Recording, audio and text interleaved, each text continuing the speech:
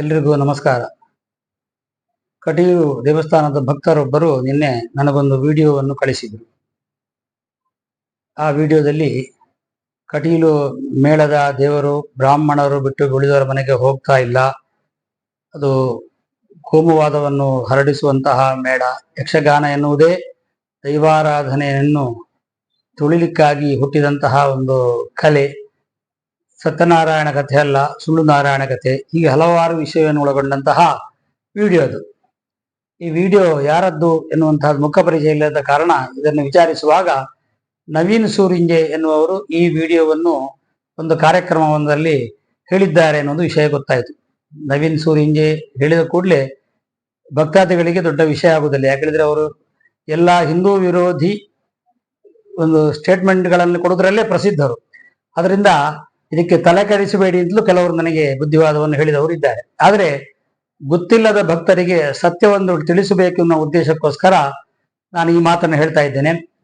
ಕಟೀಲು ಮೇಳದ ದೇವರು ಬ್ರಾಹ್ಮಣರ ಮನೆಗೆ ಮಾತ್ರ ಹೋಗ್ತಾರೆ, ಬೇರೆ ಜಾತಿಯ ಮನೆಗೆ ಹೋಗುವುದಿಲ್ಲ ಎನ್ನುವಂತಹ ಹೇಳಿಕೆ ತಪ್ಪು. ಅವ್ರಿಗೆ ಗೊತ್ತಿಲ್ಲದೆ ಹೇಳಿದ್ದೋ ಪೂರ್ವಾಗ್ರಹ ಪೀಡಿತವಾಗಿ ಹೇಳಿದ್ದೋ ಗೊತ್ತಿಲ್ಲ.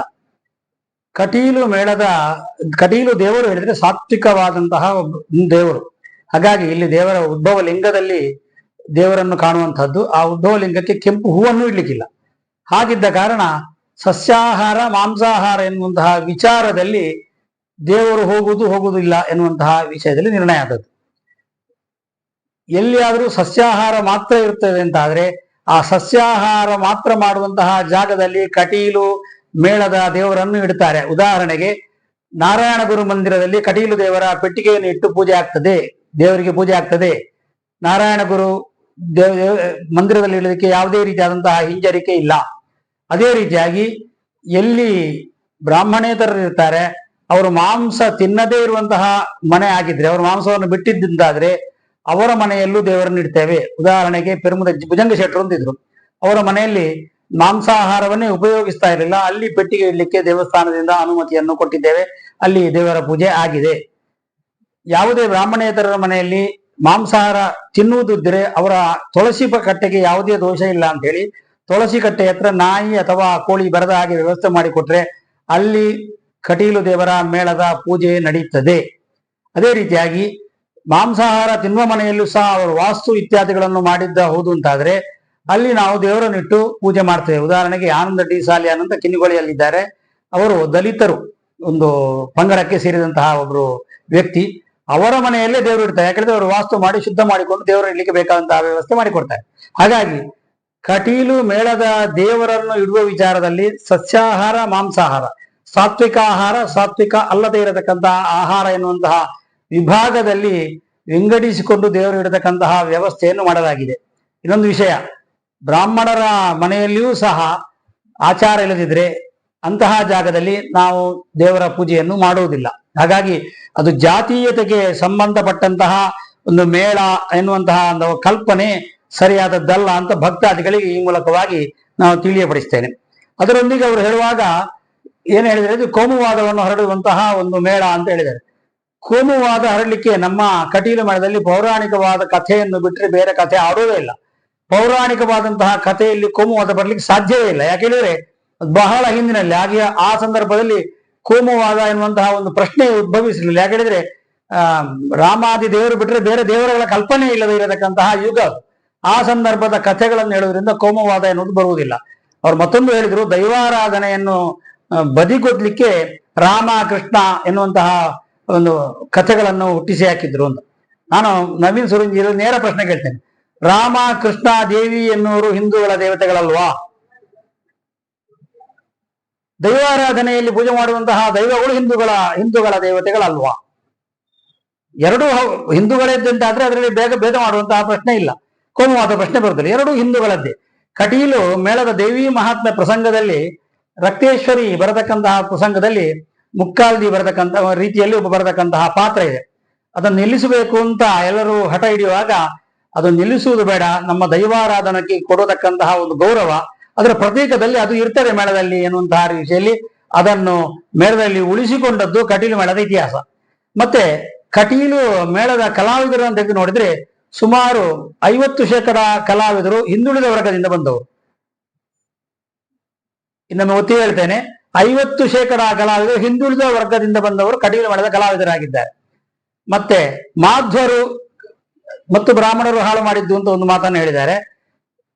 ಕಟೀಲು ಮೇಳದಲ್ಲಿ ಮಾಧ್ವರ ಸಂಖ್ಯೆ ಕೇಳಿದ್ರೆ ಇಲ್ಲ ಅಂತ ಹೇಳ್ಬೋದು, ಒಂದು ಇಬ್ರು ಬಿಟ್ರೆ. ಮತ್ತೆ ಉಳಿದದ್ದೆಲ್ಲ ಮಾಧ್ವರ ಅಲ್ಲದೇ ಇರತಕ್ಕಂತಹವರೇ ಕಟೀಲು ಮೇಳದ ಕಲಾವಿದರಾಗಿದ್ದಾರೆ. ಹಾಗಾಗಿ ಮಾಧ್ವರು ಎನ್ನುವಂತಹ ಒಂದು ಮಾತನ್ನು ಎತ್ತಿ ಹಾಕಿದ್ದು ಒಂದು ವಿಚಿತ್ರ ಅಂತ ಕಾಣ್ತದೆ. ಬ್ರಾಹ್ಮಣೇತರರೇ ಮೇಳದಲ್ಲಿ ಹೆಚ್ಚಿರುವಂತಹದ್ದು. ಆದ್ರಿಂದ ಎಲ್ಲ ಮೈಸೂರಿಂಜಿಯವರ ಈ ಆಪಾದನೆ ಸರಿಯಾದಂತಹ ಆಪಾದನೆ ಅಲ್ಲ. ಮತ್ತು ಇನ್ನೊಂದು ವಿಷಯ ಹೇಳಬೇಕು, ಕಟೀಲು ಮೇಳದ ಆಟವನ್ನು ಕ್ರಿಶ್ಚಿಯನ್ ಬಾಂಧವರು ಆಡಿಸ್ತಾರೆ, ಮುಸ್ಲಿಂ ಬಾಂಧವರು ಆಡಿಸ್ತಾರೆ. ಹಲವಾರು 10 ಸಂವತ್ಸರ ಆಟದಲ್ಲಿ ಕ್ರಿಶ್ಚಿಯನರ ಅಧ್ಯಕ್ಷರಾದಂಥದ್ದು ನಮಗೆ ಉದಾಹರಣೆಯ ಕಾಣಲಿಕ್ಕೆ ಸಿಗ್ತದೆ. ಹಲವು ವರ್ಷಗಳಿಂದ ಜಪಮಜುಲದ ಆಟದಲ್ಲಿ ಕ್ರಿಶ್ಚಿಯನ್ ಅವರೇ, ಅಶೋಕ ಎನ್ನುವರೇ ಅಧ್ಯಕ್ಷರಾಗಿದ್ದಾರೆ. ಅದು ಈಗಲೂ ನಡೀತಾ ಇರತಕ್ಕಂಥ ವ್ಯವಸ್ಥೆ. ಆದ್ದರಿಂದ ಯಾವುದೇ ಕೋಮುವಾದವನ್ನು ಹರಡುವಂತಹ ಮೇಳ ಅಲ್ಲ. 10 ಸಂವತ್ಸರ ಆಟವೇ ಕಟೀಲು ಮೇಳದ ಹೆಚ್ಚಾಗುತ್ತೆ. 10 ಸಂವತ್ಸರ ಹೇಳಿದ್ರೆ ಇಡೀ ಊರಿಗೆ ಸೇರಿ ಮಾಡತಕ್ಕಂಥ ಆಟ. ಅದರಲ್ಲಿ ಎಲ್ಲ ಹಿಂದೂಗಳನ್ನು ಒಕ್ಕೂಡಿಸುವಂತಹ ಒಂದು ಕಾಯಕ ಕಟೀಲು ಮೇಳ ಮಾಡ್ತಾ ಇದೆ ಎನ್ನುವಂಥದ್ದನ್ನು ಅತಿಶಯೋಕ್ತಿ ಅಂತ ಹೇಳಲಿಕ್ಕೆ ಆಗುದಿಲ್ಲ. ಇನ್ನೊಂದು ಬಹಳ ದೊಡ್ಡ ಒಂದು ಆರೋಪ ಮಾಡಿದ್ರು, ಸತ್ಯನಾರಾಯಣ ಪೂಜೆ ಅಲ್ಲ, ಅದು ಸುಳ್ಳು ನಾರಾಯಣ ಪೂಜೆ. ನಾರಾಯಣ ಗುರುಗಳು ಅಂತ ಇರುವುದನ್ನು ಸುಳ್ಳು ಮಾಡ್ಲಿಕ್ಕೋಸ್ಕರ ಸತ್ಯನಾರಾಯಣ ಕಥೆ ಅಂತ ಆರಂಭಿಸಿದ್ದಾರೆ ಅಂತ ಗೋವಿಂದಾಚಾರ್ಯರು ಹೇಳಿದಂತಹ ಮಾತು ಅಂತ ಹೇಳಿದರೆ ಸಾಧ್ಯವೇ ಇಲ್ಲ. ಗೋವಿಂದಾಚಾರ್ಯ ಇಂಥ ಮಾತನ್ನು ಹೇಳಿದ್ರೆ ಆ ವಿಡಿಯೋವನ್ನು ಕಳಿಸಿಕೊಡ್ಲಿ, ಅದರ ಬಗ್ಗೆ ನಾನು ಆಮೇಲೆ ಅದರ ಸ್ಪಷ್ಟೀಕರಣ ಕೊಡ್ತೇನೆ. ನಾರಾಯಣ ಗುರುಗಳು ನಮ್ಮ ಕೇರಳ, ಕರ್ನಾಟಕ, ಈಗ ಮಹಾರಾಷ್ಟ್ರ ಇತ್ಯಾದಿಗಳಲ್ಲಿ ಇದ್ರೂ ಸಹ ನಮ್ಮ ಈ ಸತ್ಯನಾರಾಯಣ ಕಥೆ ಎನ್ನುವುದು ಕಾಶ್ಮೀರದಿಂದ ಕನ್ಯಾಕುಮಾರಿವರೆಗೆ ಇವತ್ತಿಗೂ ನಡೆಯತಕ್ಕಂತಹ ಒಂದು ದೇವರ ಆರಾಧನಾ ಸ್ವರೂಪ, ಬರೀ ನಮ್ಮ ಕರಾವಳಿಯಲ್ಲಿ ಆಗುವುದಲ್ಲ. ಆದ್ದರಿಂದ ಅಂತಹ ತಪ್ಪು ಕಲ್ಪನೆಯನ್ನು ಜನರಿಗೆ ದಯವಿಟ್ಟು ಕೊಡಬೇಡಿ ಅಂತ ಈ ಮೂಲಕ ಹೇಳ್ತೇನೆ. ಸತ್ಯನಾರಾಯಣ ಸತ್ಯ ಎನ್ನುವುದಕ್ಕೆ ಏನರ್ಥ ಅಂತ ಕೇಳಿದ್ರೆ, ಶಶ್ವತಿ ಏಕ ಪ್ರಕಾರೇಣ ತಿಷ್ಠತಿ ತತ್ ಸತ್ಯಂ ಎನ್ನುವಂತಹ ವ್ಯಾಖ್ಯಾನ ಕೊಟ್ಟಿದ್ದಾರೆ. ಒಂದೇ ಲೆಕ್ಕ ಇರುವುದು ಅದು ಸತ್ಯ ಅಂತ ಅರ್ಥ. ನಾರಾಯಣ ಯಾವ ಕಾಲದಲ್ಲೂ ವ್ಯತ್ಯಾಸವಾಗದೇ ಇರತಕ್ಕಂತಹ ದೇವರು ಹೇಳಿದ ಎಲ್ಲ ದೇವರು ಹಾಗೆ ಯಾವುದೇ ರೀತಿಯಾಗಿ ವ್ಯತ್ಯಾಸವಾಗದಂಥದ್ದು ಏನು ಅದನ್ನು ಶಾಶ್ವತ ಅಂತ ಕರೀತೇವೆ ನಾವು. ಆ ಶಾಶ್ವತವಾಗಿ ಒಂದೇ ಲೆಕ್ಕ ಇರತಕ್ಕಂಥದ್ದು ಏನು ಸತ್ಯ ಅಂತ ಹೆಸರು. ಹಾಗಾಗಿ ದೇವರಿಗೆ ಸತ್ಯ ಅಂತ ಹೆಸರುಂಟು, ಸತ್ಯ ನಾರಾಯಣ ಅಂತ 2 ಹೆಸರು ಒಟ್ಟು ಬರ್ಬೋದು. ರಾಮಕೃಷ್ಣ ಅಂತ ಹೆಸರು ಇಡುವಂಥದ್ದು ನಾವು ಎಷ್ಟೋ ನೋಡ್ತೇವೆ. ನನ್ನ ಹೆಸರೇ ಶ್ರೀಹರಿ ನಾರಾಯಣ ದಾಸ ಅಂತ, ಶ್ರೀಹರಿ ಇದೆ ನಾರಾಯಣ ಇದೆ. ಹಾಗಾಗಿ ದೇವರಿಗೆ 2 ಹೆಸರನ್ನು ಹೇಳಿ ಕರಿಬಾರದು ಅಂತ ಎಲ್ಲಿಯೂ ಇಲ್ಲ.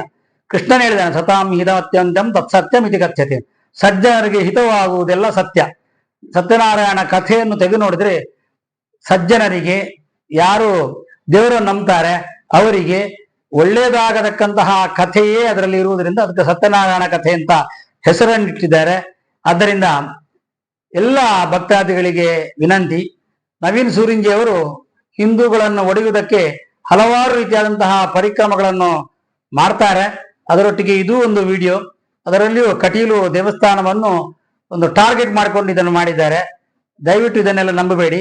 ಯಾವುದೇ ಸ್ಪಷ್ಟೀಕರಣ ಇದ್ರೂ ದೇವಳದಲ್ಲಿ ನೇರವಾಗಿ ಕೇಳಿ, ಅದಕ್ಕೆ ಬೇಕಾದಂತಹ ಉತ್ತರವನ್ನು ದೇವಸ್ಥಾನದಿಂದಲೇ ನೀಡಲಾಗ್ತದೆ. ಎಲ್ಲರಿಗೂ ನಮಸ್ಕಾರ.